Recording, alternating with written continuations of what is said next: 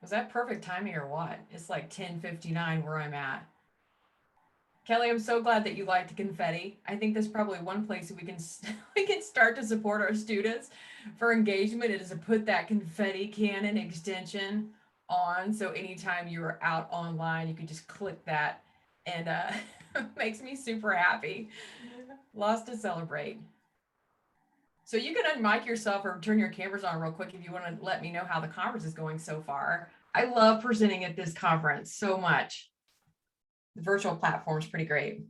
You're right, Kelly. It's the little things. And then I'm noticing there's already like 3 Kellys in here. We're like ruling this session already. Looks like we're getting ready to start.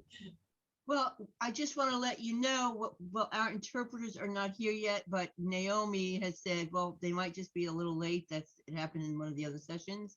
So I am hoping that we do see them. So we're looking for Stephen or Don. And when they get here, hopefully they'll give us a heads up so we can highlight them as well. But just quick housekeeping that if anybody needs any assistance, we are here in the room. Just reach out through chat or light up your screen somehow, and we will assist you if you're having any difficulties. Kelly, if you need anything at all, if you need us to follow the chat for you, we will do that. You just give us the word, and that's what we're here for. You can save the chat with the 3 little dots at the bottom of your chat screen if you bring that up, and then you will have anything that gets put in there. You do know that you can access the presentation through the spreadsheet that was sent to everyone, and also every other link. There's really nothing else I can say. This is all about Kelly, and this is pretty exciting already because just having music and confetti, who needs more, right? But the best is yet to come. So Kelly, it's all on you, and thank you so much. Thanks for having me. Here I am if you need me. I wish I would have torn up some confetti like real life. And thrown it in the air. Just thrown it in the air. Darn it. You can end that way. I know. I've got trail mix. Maybe I'll throw some trail mix up in the air. Morning, Kelly. Let me see here. Let me get started. Let me check my chat box. So good morning. I'm sure this has been a great conference for you. I'm here to talk about the top 9 things educators can do to support their students. And I'm hoping that this list grows because this is only from my experiences with just within like the last year and a half, not only mine, but collectively, collective thoughts with working with teachers in our state here in Indiana about things that have been working for them. And some of the things on here, this is a beginner session. This could be some things hopefully that will maybe take the cobwebs off some things that you had been doing, but maybe had forgotten, and maybe some students that you may be struggling with now, and just ways that you can support them all around. So I do have a QR code up here with the session notes. I know that's on the spreadsheet, but I'm just going to put those session notes in. There's the link to that in the chat box, because I think that together we can add a lot of things in there. And then I'm going to put that handout in the session notes once this ends. So I am Kelli Suding. I work for the Patents Project here in Indiana, which I love everything about my job here. So Patents is an acronym. It's promoting achievement through technology and instruction for all students. So we are, so it's truly all students. We support students just thinking of, and teachers, and thinking of universally designed for learning, and making sure that students are getting their instruction in a timely manner with accessible education materials and assistive technology. So we have assistive technology. Then we also have the other part of us, which is ICAM, which is Indiana Center for Accessible Materials. So here in Indiana, students who have a qualifying a print disability gets all of their textbooks and core curriculum instruction through us at no cost. So it's a great project here in Indiana. And I love seeing some Indiana people here in the chat, here joining us, which makes me so happy. So so this is me. So there's 8 specials that cover the whole state here in Indiana, and we each specialize in different areas. So I am autism, specific learning differences, Google Chrome accessibility, accessible education materials, and assistive technology integration in that. So we all support all public schools K through 12 here in Indiana. I keep saying Indiana. And I'm glad that Beth did not know what patent stood for. And so she's going to have a test at the end. So Beth, please take notes. So so I support students in that area. So my background is general ed and special ed. one thing on here I always mention when I present out of state, in state as well, is that I am obsessed with food trucks, friends. So if you see a food truck in your state or anywhere, even in here in Indiana, you need to share that with me, because I will travel there for food from a truck. It sounds weird. And I'm a vegetarian, but I still try anything. So just real quick, you're going to have this handout. I'm not going to go through all of this, but just know if you are an Indiana educator here, that you have access to all of these trainings. The Indiana people here are here now. I know you're familiar with us, but you're going to have all of these links. And so we're part of the Indiana Resource Network, and there's a lot of other networks that our educators here in Indiana have access to. So they all have a lot of great training. So even if you're not from where I live, you should check all of these out and see what kind of great resources that they have. Follow us on Facebook and Twitter. We do a Twitter chat on Tuesday nights. Friends, if you are not on Twitter and do not do education Twitter chats, you are missing out. It is one of the greatest professional development things I have found out. And you can follow us on this hashtag right here, which is hashtag Patents ICAM, every Tuesday night at 8:30. And we have different topics. So follow us. And there's my Twitter handle as well, if you want to follow me and tweet anything out today. I'm not sure what the hashtag is here today. So just a couple things. I know that we have our captions on through Zoom, which is amazing. We also have our ASL interpreters here, which I am so grateful for. So I am, as you can tell, I'm really laid back. So one thing I do ask is, if you do want to put your camera on, or you want to unmute yourself, just make sure that you introduce yourself first for our interpreters. So for instance, if you turn your camera on, you would say, "Hi, this is Beth," and then you would start talking. So anytime you turn your camera on, just for accessibility purposes, make sure you introduce yourself. So with patents, we are really committed. We are highly committed to making sure that everything that we do is accessible. So meaning that this presentation as well. So just making sure our topics are following the principles of universal design for learning. So you're going to see a few things that I'm using today. And you're going to see my presentation is very simple, with not a lot of contrast, simple backgrounds, and the font. We do have our captions on. You will have the materials provided, and we have the session notes on there as well, so we can kind of collaborate there. I have QR codes and hyperlinks, shortened links. All of my images and videos have alt text, so all of those screen readers can access the handout as well. And then multiple visual examples we'll have, and then tons of opportunities to respond and ask questions. And really, that's at any time that you want to talk to me, you've got access to me. So if you have any problems with any of this, please feel free to reach out to me, and I will correct it right away, because we're not perfect, right? So just a quick question. I'm just curious, what is your role in your current field? I know we're not all teachers here. If you want to put that in the chat box, feel free. If you want to turn your mic on, again, introduce yourself first, hold up a sign, whatever you do, sing it. I know I could probably call out a few of my friends in here who would love to sing it. So we have SLPs, OTs, SLPs, AT consultants, code AT member, case manager, teacher consultant. Awesome. So you see the waterfall of roles happening in the chat box. Lots. This is awesome. So I think collectively we can make this list grow from top 9 to like solving all of the world's problems in the school, right? Thanks for being here. A lot of AT, SLPs, OTs. This is amazing. Okay. Thanks for sharing that. I appreciate that.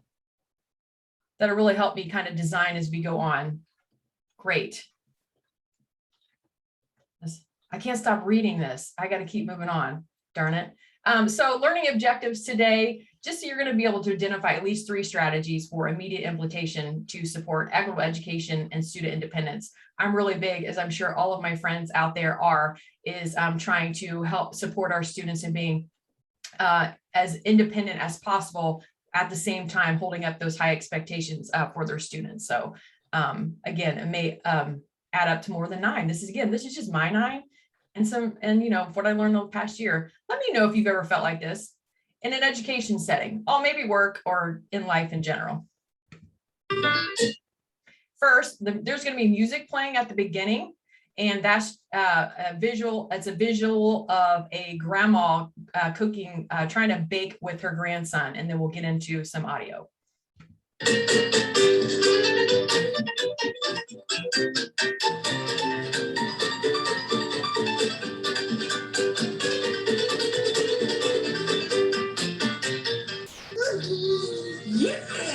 all right. Let Nana undo it, and then you can throw it in. No eating the butter, though, okay? Okay.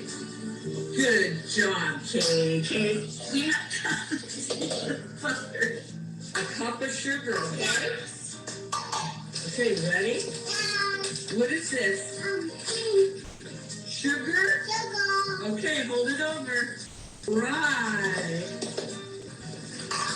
Wait, Kate. All right, what's next? After the sugar. Oh, geez. It has to be packed in there, so put it in. Don't eat the brown sugar. Oh my gosh, no.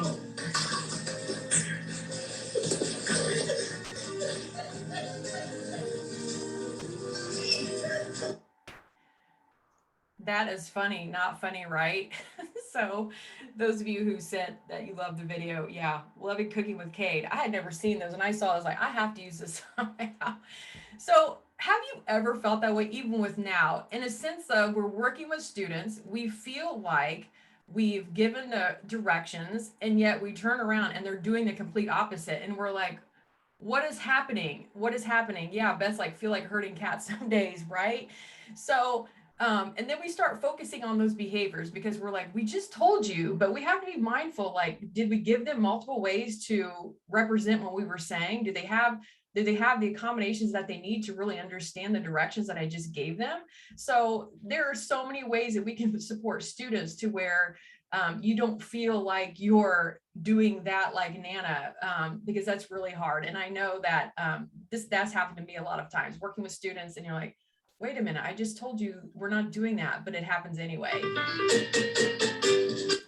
I'd love to watch it again, but we're not. So I'm just going to start off saying it's okay not to know it all. And I'm saying that for myself as well. We do not know it all. So that's why I'm big with these session notes that are on there, which that link is there at the left of the screen, and plus that QR code. And I'm just going to put that in the chat box again for some of you that just joined us, those session notes, to add some notes, add some more beyond the top 9. And so we can collaborate together, because definitely we're going to be better together in all things. I truly mean that. So we're not going to know it all, but together we can actually make it a lot better. Okay. So the first number, so the number 1 that I have on here, and again, this is, some of you may be like, yeah, of course, this is what we need. But then there's a lot of us who kind of forget this step, especially if we're going from an online learning environment to into the classroom and back and forth and a lot, because things are, really uncertain right now. Well, not all the time, but sometimes, like the next day if we're going to be online.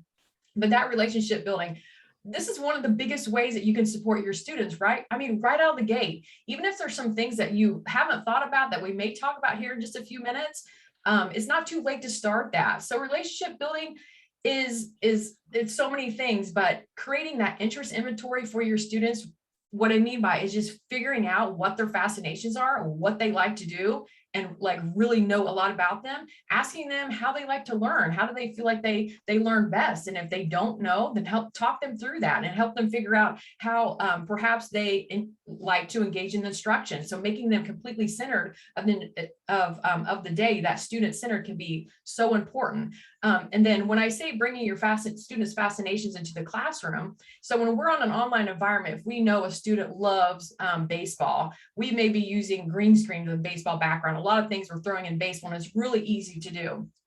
But then when we go into the classrooms, like, how are we still doing that?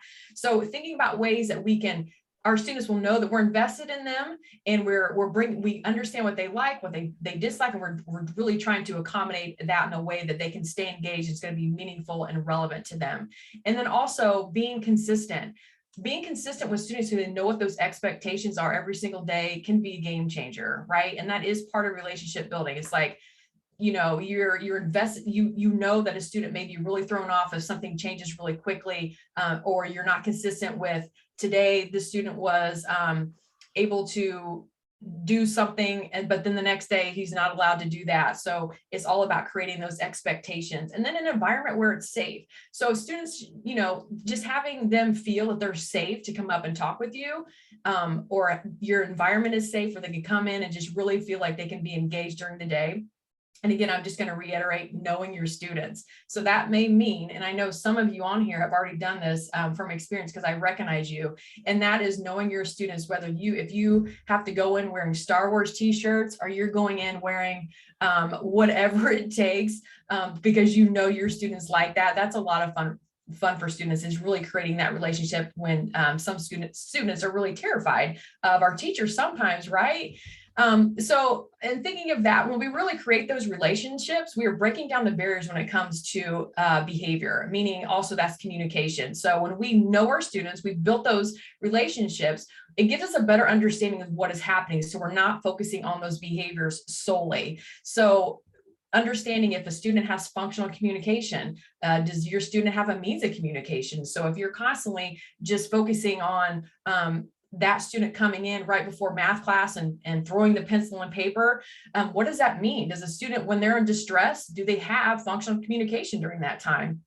Auditory processing, is there something going on with that? Are the sounds going, are the sounds going everywhere? Do you have your captions on? Maybe you're using a classroom sound system to support that auditory processing. And language processing, like just really getting to know your students, and that's working with your OTs, your PTs, your SLPs, all your school counselors, all the outside related service providers that can help you really get to know those students. So we're not focusing on just that behavior. So if we have Johnny coming in right before math getting really upset, instead of focusing on that behavior, we're really going to figure out, okay, now why is this happening? Because if behavior is predictable, it's preventable. And so just taking a few steps back and really thinking about what's going on with that student and supporting that behavior, they're going to be a lot more successful beyond that and feel safe with you because you've created that relationship. And then, are we talking too much, right? I know that I had threw a lot of students off because I would just really be talking way too much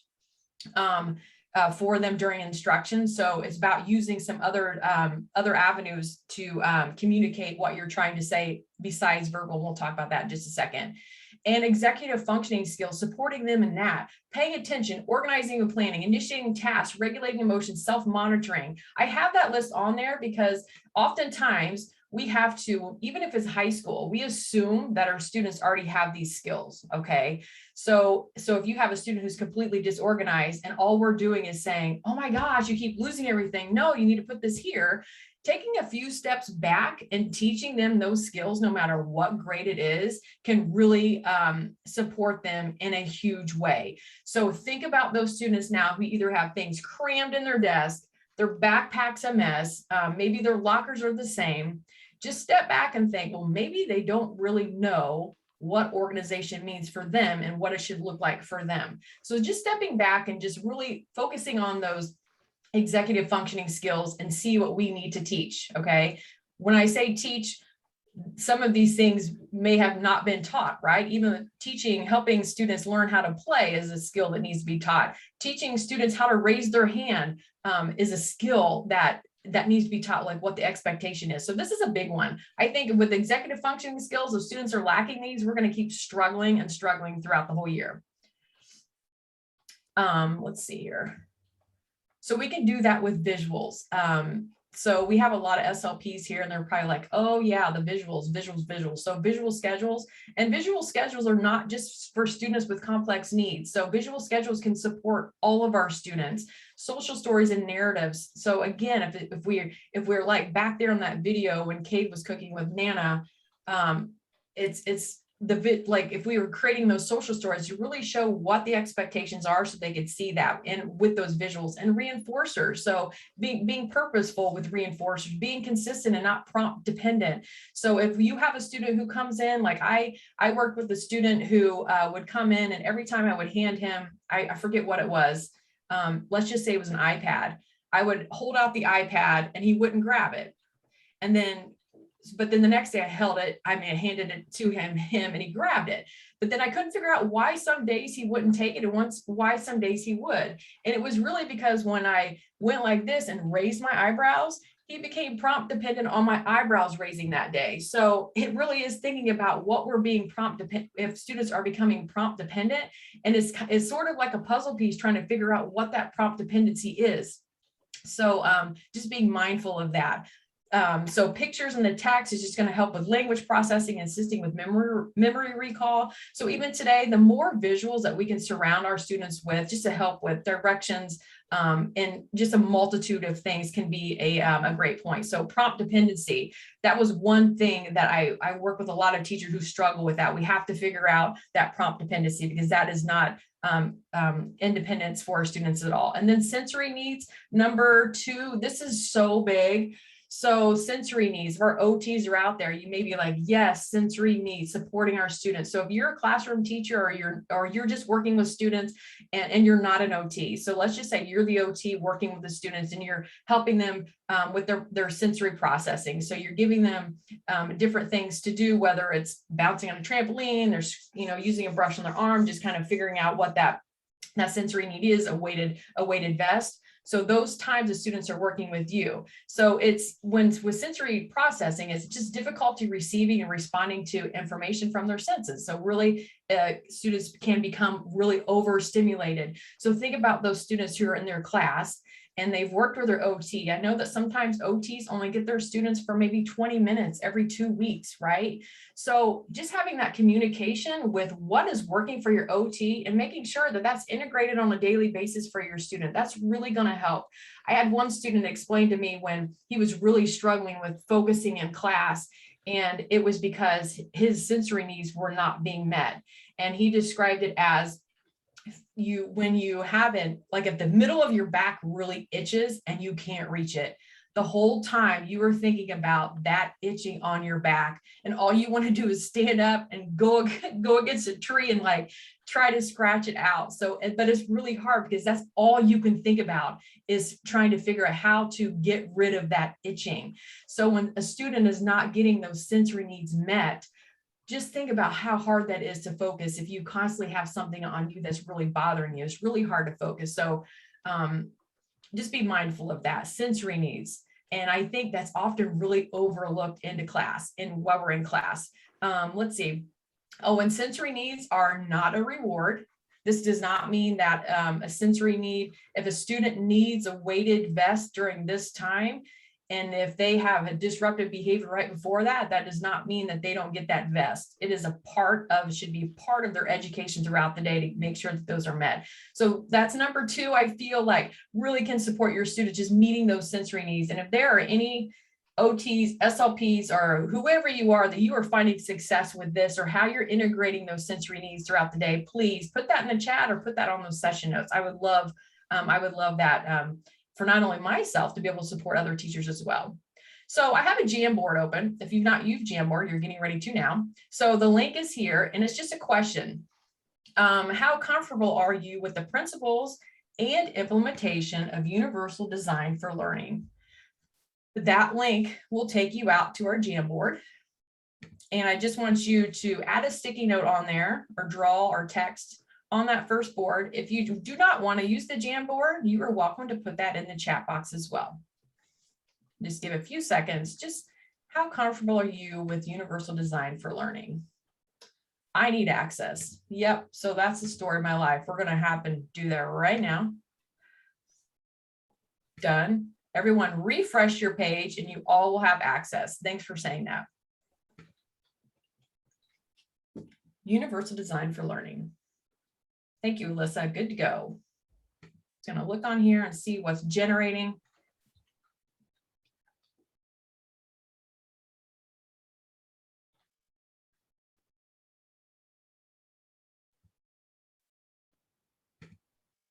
We're all going to be editors now. Now you're going to be good to go. For real now. To refresh. If it's not working for you, just go ahead and put that in the chat box. How comfortable are you with universal design for learning implementation? Comfortable, but I always want to learn more. Basic understanding. Not at all.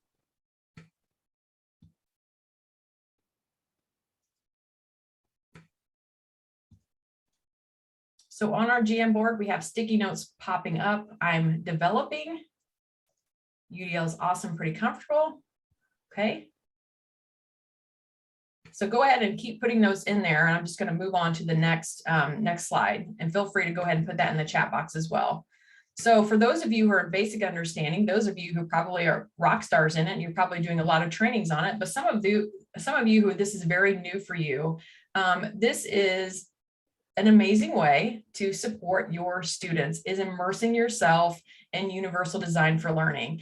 And if you're not sure about what that means or how to do that, this is a great time to reach out and find supports. So we could do a whole day training, right, friends, about universal design for learning, but just for the purposes of right now is observe UDL. Ask a lot of questions on how you can reach your students and really focus on those principles. Seek out professional development. This is going to support your students for you to be able to show multiple means of engagement, representing your materials and having multiple ways for students to show you what they know. And under those guidelines is a great start to look at. And on this handout, you have the link to the guidelines.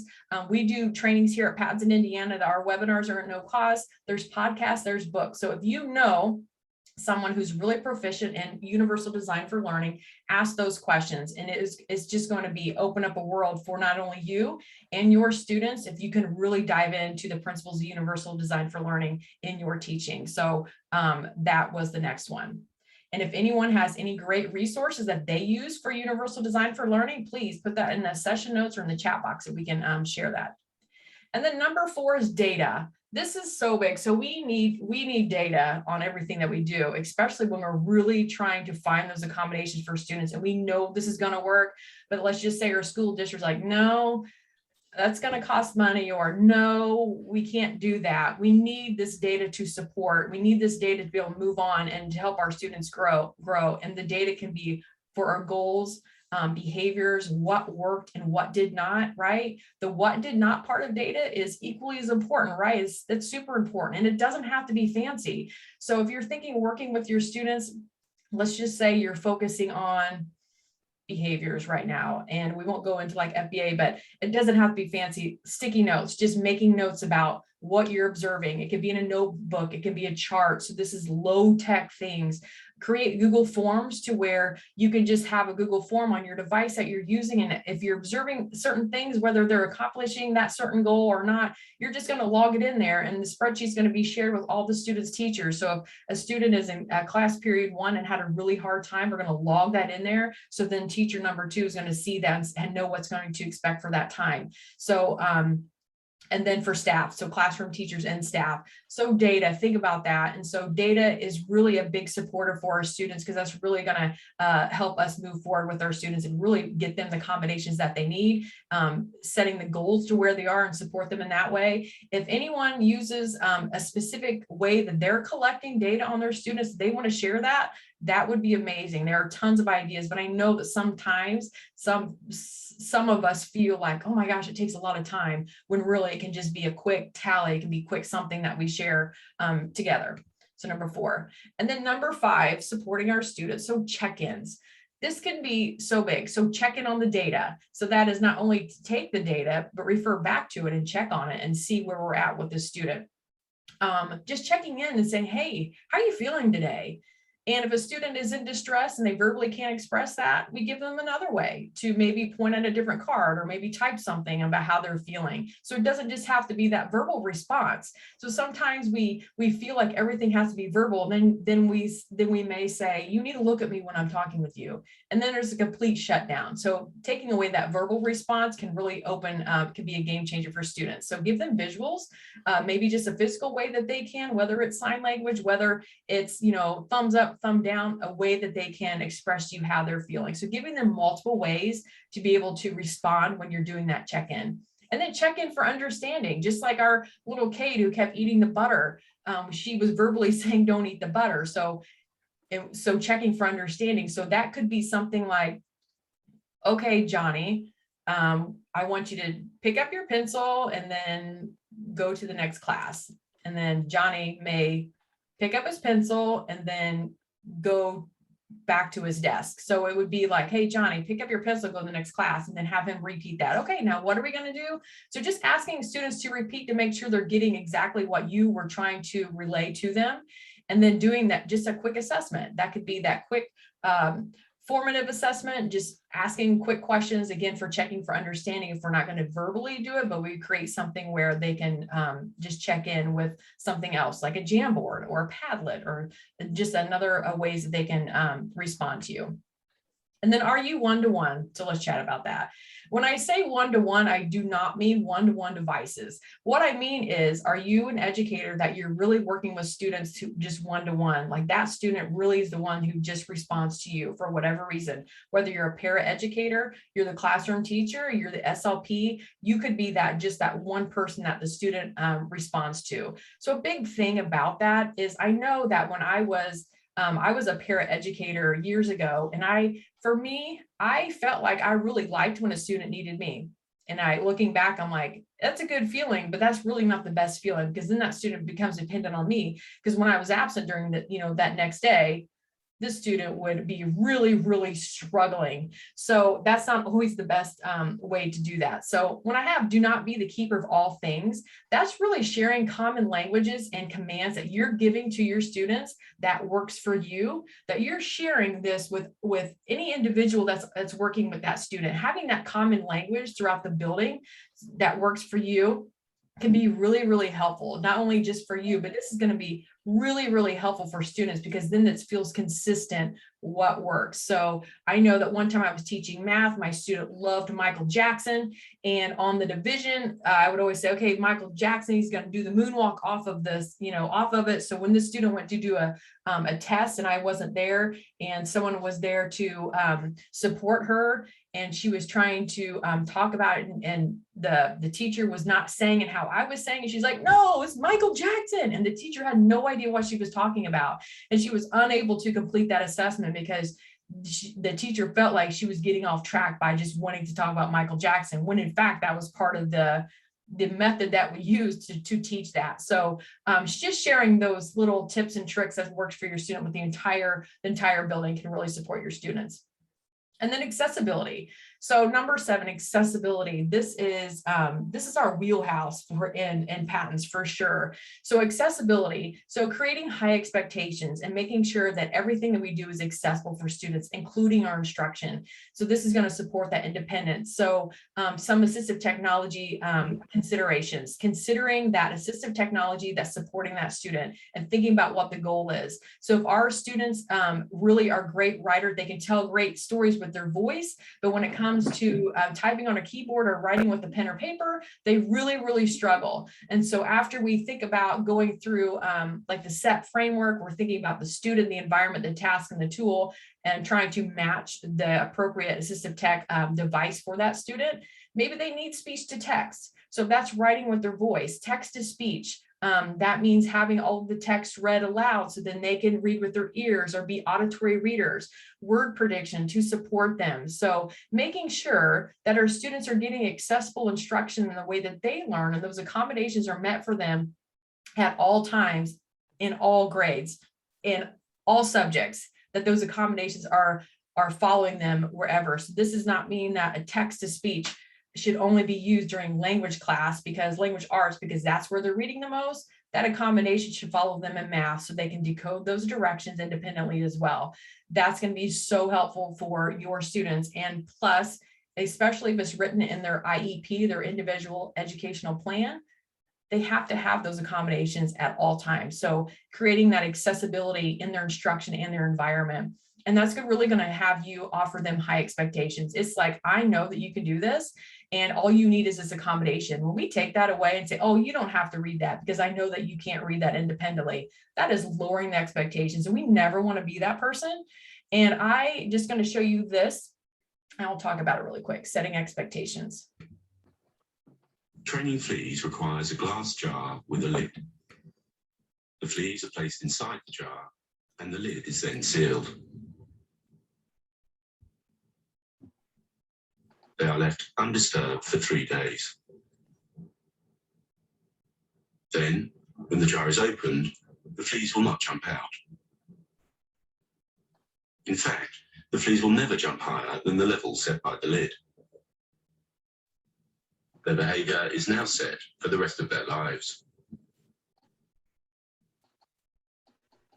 And when these fleas reproduce, their offspring will automatically follow their example.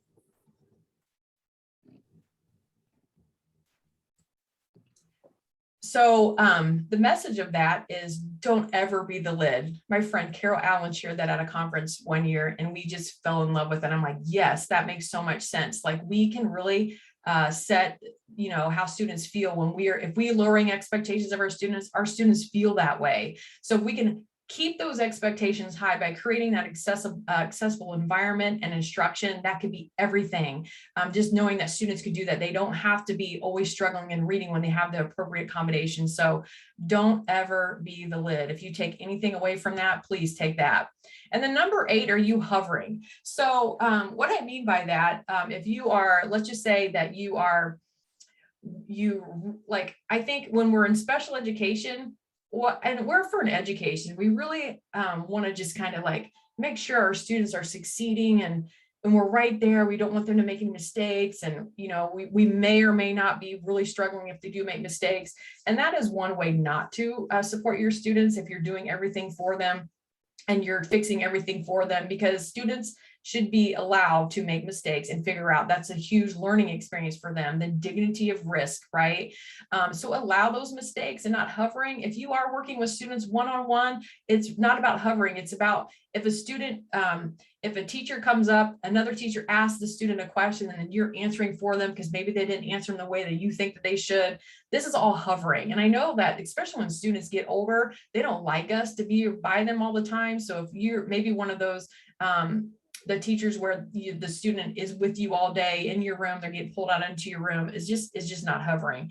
I remember when I was working in elementary school, I would have to go on field trips with this one specific student. He didn't want me hanging around with him on a field trip, but I know that he needed me because if he fell, it could have been like a really, it would have been an emergency. So think about ways, if you're hovering and just really trying to, maybe you're still reading everything for your students, just think of ways that you can create that independence. And that could be about that accessibility piece as well. And then number 9, we're up here to number 9, supporting and teaching self-advocacy is not about us, right? It's about our students. So again, allowing students find it.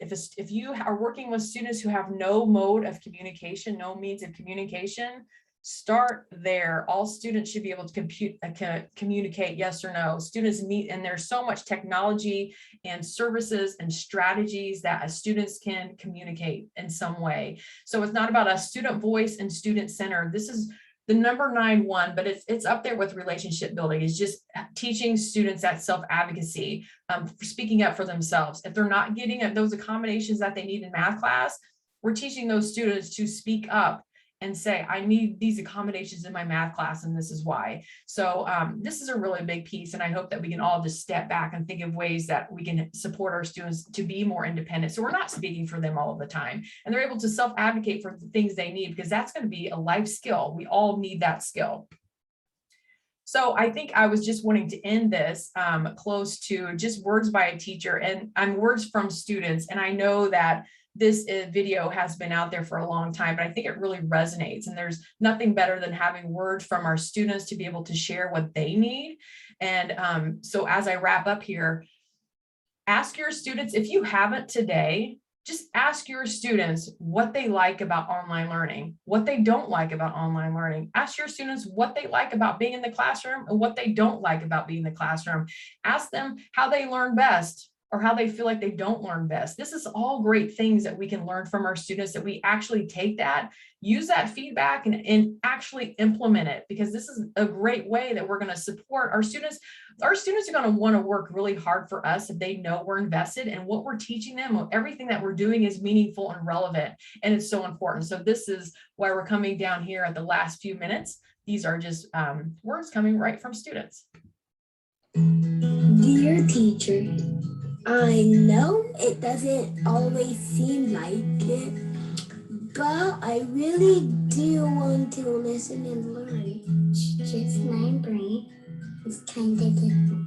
So this is what I'd like you to know about me.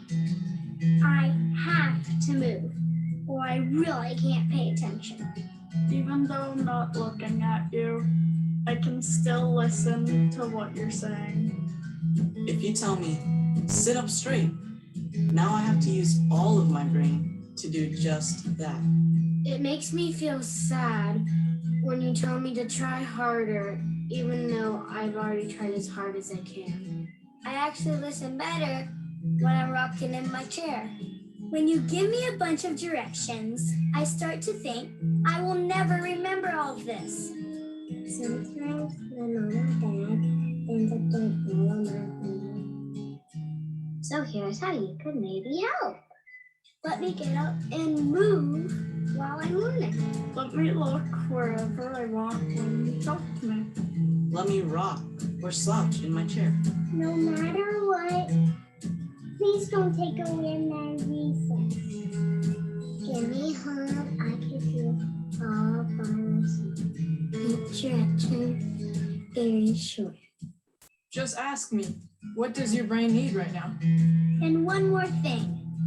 My brain might be different than yours, but it's still amazing. Sincerely, your student. You're a student. Your student. Your student. So I do love that video so much because there's so many things in that the students are saying. And I think two big things that when I'm working with fellow educators is that one thing is being said, well, he doesn't look at me. So we have to be mindful of if we're ever in that position, just because a student's not looking at us does not mean they're not paying attention. So it doesn't mean they're not paying attention. So, and oftentimes for having a student have to look at us when we're talking can be physically painful for some of our students. So that expectation should not be there for sure. And then the moving part, even in high school. So working in the middle schools and the high schools, knowing that I've worked with one student with dyslexia and ADHD, and he has to move, but in his math class, he's sitting in a chair and the chair has roller wheels on it, but he's not allowed to spin around in it. Okay. He's not allowed to spin around. I'm in my chair right now and it's got rollers and I want to spin around so bad. But the thing is, this student needs to be able to kind of wiggle in the chair in order for him to be successful in math class. So, and that's going to support him if he could do that. And then in the environment of just being able to move around just so they can help learn. And I think if you're in a position to do professional development at any time and just talk about that environment, even in high school, we don't all have to sit in the same chairs in the rows, even in high school. In elementary school, we have our classes, we've got ball chairs and all of that.